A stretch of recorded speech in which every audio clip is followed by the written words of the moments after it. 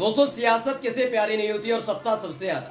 और इसी सत्ता को पाने के लिए मोदी शाह ने हर तरह के हथकंडे चले। लेकिन जब यही सत्ता दोनों के बीच में दरार पैदा कर दे तो जी हाँ, कुछ इसी तरह की खबरें निकल कर आई। आप तमाम खबरें इस देश के अंदर देख रहे होंगे, लेकिन गोदी मीडिया एक मामले पर पूरी तरह से चुप्पी साध कर बैठी है। वो है भारतीय जनता पार्टी के राष्ट्रीय अध्यक्ष पद को लेकर, जिस पर सीधे तौर पर आरएसएस ने, यूं कहा जाए मोहन भागवत ने मोदी को फंसा दिया है। शाह को नहीं, मोदी को फंसा दिया है। अब तक मोदी शाह के बैनर तले भारतीय जनता पार्टी भी चलती रही और सरकार भी, लेकिन जैसे ही 240 सीटें आई उसके बाद आरएसएस इस बात पर हावी हो गई है कि कैसे भी करके भारतीय जनता पार्टी के राष्ट्रीय अध्यक्ष पद पर कोई और नहीं बल्कि आरएसएस का कोई लाडला बैठे। लेकिन एक ऐसे नाम को सामने रखा गया जो अपनी प्रभुत्वता के लिए या फिर अपने संचालन के लिए या फिर अपने नेतृत्व के लिए नहीं, बल्कि खास तौर पर मोदी से अदावत के लिए जाने जाते हैं। जी हाँ, नाम है संजय जोशी। बीच में खबर आई थी कि संजय जोशी की जो सुरक्षा है बढ़ा दी गई है, मंत्री मुलाकात कर रहे हैं, और इस पर मोहर लगती हुई नजर आई कि आरएसएस जिन संजय जोशी को राष्ट्रीय अध्यक्ष बनाना चाहती है उस पर लगभग मोहर लग गई है और कभी भी ऐलान हो सकता है।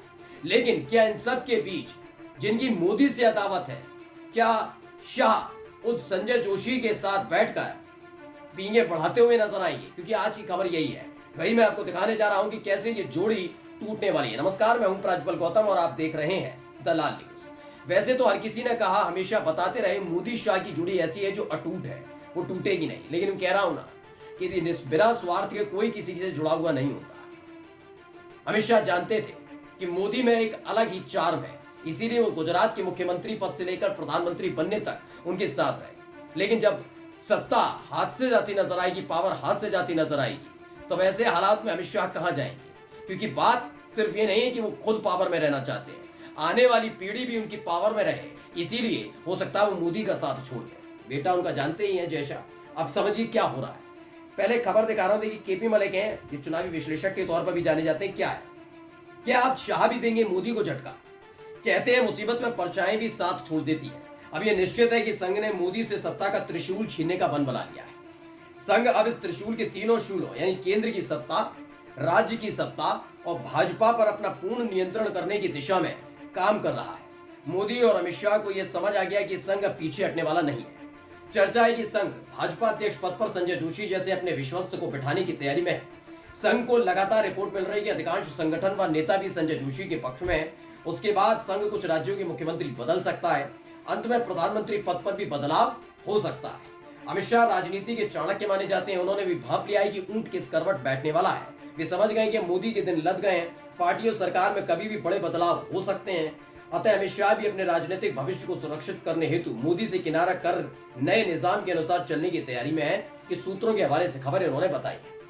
मैंने कहा ना, देख दरअसल क्या हुआ था, मोदी शाह ने मिलकर अपने जो कद के, मोदी के कद के बड़े बराबर, अमित शाह के नहीं, मोदी के कद के बराबर के नेता थे, उन्हें साइडलाइन करने के लिए बड़ा जबरदस्त खेल खेला।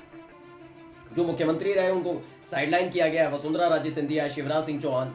फिर एक फाउंडेशन ला दी गई कि इतनी उम्र के बाद कोई उसमें नहीं रहेगा। माना जा रहा है कि अभी चल रहा 2024 2027 तक उस उम्र तक पहुंच जाएंगे नरेंद्र मोदी। आगे क्या, अब आगे अगर आपको जारी रखना है तो संघ के साथ तालमेल बनाकर रखना होगा। अमित शाह इस बात को भली भांति जानते हैं। खबर तो ये भी आई थी कि योगी आदित्यनाथ का इस्तीफा, इसीलिए दबाव डाला जा रहा था योगी इस्तीफा दे दें, क्योंकि अमित शाह की राह में रोड़ा अगर कोई है तो वो खुद योगी आदित्यनाथ हैं। तो ये सब चीजें हैं। तो अमित शाह की नजर प्रधानमंत्री पद पर है, लेकिन ये प्रधानमंत्री पद मिलेगा कैसे?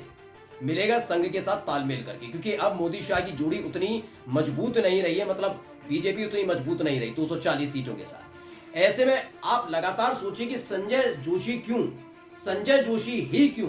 दरअसल संजय जोशी बहुत बड़े करिश्माई नेता हुआ करते थे, इसमें कोई दो राय नहीं है, ये गुजरात के दौरान पर। लेकिन धीरे धीरे उनका कद इतना कम हुआ कि बीजेपी में शायद नई पीढ़ी उन्हें पहचाने भी नहीं। लेकिन अचानक से संजय जोशी को राष्ट्रीय अध्यक्ष बनाने पर इतना जोर क्यों आरएसएस दे रही है? दरअसल जो इस समय बीजेपी के मौजूदा नेता हैं उनके मुताबिक अगर देखा जाए तो एक है संजय जोशी, जिनसे खुली अदावत गुजरात से लेकर यहां तक चलती आ रही है मोदी की, और दूसरी है वसुंधरा राजे सिंधिया। इन दो नामों की चर्चाओं पर संघ अड़ा हुआ है। माना जा रहा है संजय जोशी के नाम को फाइनल करना चाहता है आरएसएस, और इसी ने मोदी को बेचैन भी कर दिया है। लेकिन शाह अपनी राजनीतिक भविष्य को लेकर परेशान है कि अगर आरएसएस से अब पंगा लिया, क्योंकि मजबूत नहीं है वो, तो ऐसे में आया हुआ पद भी उनके हाथ से जा सकता है। इसलिए माना जा रहा है वो छोड़कर भी चले जाए, साथ छोड़कर चले जाए और संघ के साथ खड़े नजर। आप खबर दूसरी पढ़िए। केपी मलिक ने एक और ट्वीट किया, क्या लिखा, ब्रिक ब्रेकिंग। संघ मोदी के हाथ से छीनेगा सत्ता का त्रिशूल। मोदी ने सत्ता के त्रिशूल के माध्यम से अपना वर्चस्व कायम किया हुआ है। पहला, प्रधानमंत्री के रूप में केंद्र सरकार पर उनका पूर्ण नियंत्रण है और तमाम मंत्रालयों को पीएमओ के माध्यम से साधते हैं। दूसरा, भाजपा अध्यक्ष पद पर अपने व्यक्ति को बिठाकर उन्होंने भाजपा संगठन के ऊपर भी पूर्ण कब्जा किया हुआ है। तीसरा क्या है, राज्यों में भी अपने चहेतों को मुख्यमंत्री बनाकर राज्य सरकारों पर भी पूरा कंट्रोल किया मोदी ने। लेकिन अब ये त्रिशूल छीनने जा रहा है, जैसा कि बताया। संघ ने मन बना लिया कि ऐसे बदलाव करने हैं जिससे भविष्य में कभी भी सत्ता का त्रिशूल किसी एक व्यक्ति के हाथ में ना जा सके। इसकी शुरुआत सबसे पहले भाजपा के अध्यक्ष पद पर संघ अपना व्यक्ति बिठाकर करना चाहता है। संघ ऐसे व्यक्ति को भाजपा की कमान सौंपना चाहता है जो मोदी शाह के प्रभाव में न हो।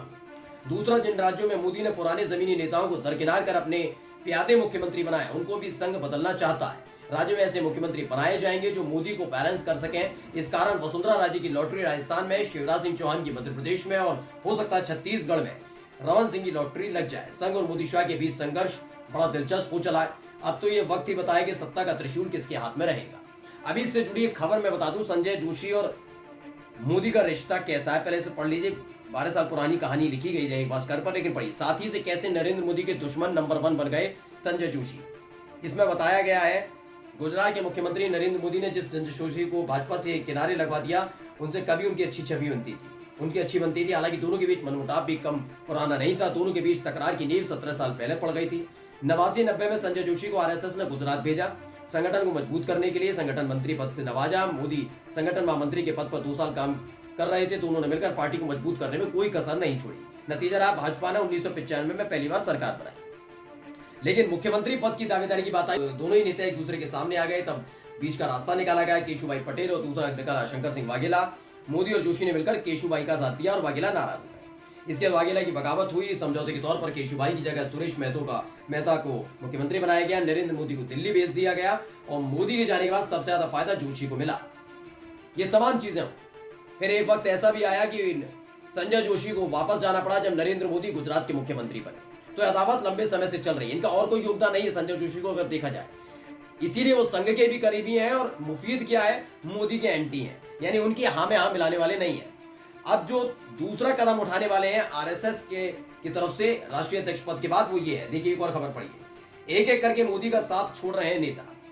पिछले साल मध्य प्रदेश के विधानसभा चुनाव में, केपी मलिक लिखते हैं, पिछले साल मध्य प्रदेश के विधानसभा चुनाव में शिवराज सिंह चौहान के नेतृत्व में भाजपा को बम्पर जीत मिली थी। शिवराज एक बार फिर मुख्यमंत्री बनने के लिए आश्वस्त थे, परंतु उनकी आशा पर पानी फेरते हुए मोदी ने एक अनजान से चेहरे मोहन यादव को माफी चाहेंगे मुख्यमंत्री बना दिया। शिवराज तब से मोदी से खफा चल रहे हैं। हालांकि मोदी ने उनको शांत करने के लिए कैबिनेट कृषि मंत्री तो बना दिया, परंतु सब जानते हैं कि मोदी सरकार में किसी मंत्री की कोई हैसियत नहीं और सारे फैसले पीएमओ से ही होते हैं। जब से भाजपा अध्यक्ष पद के लिए जंग तेज हुई है, चर्चा है मोदी ने एक विकल्प के रूप में शिवराज का नाम भी सुझाया।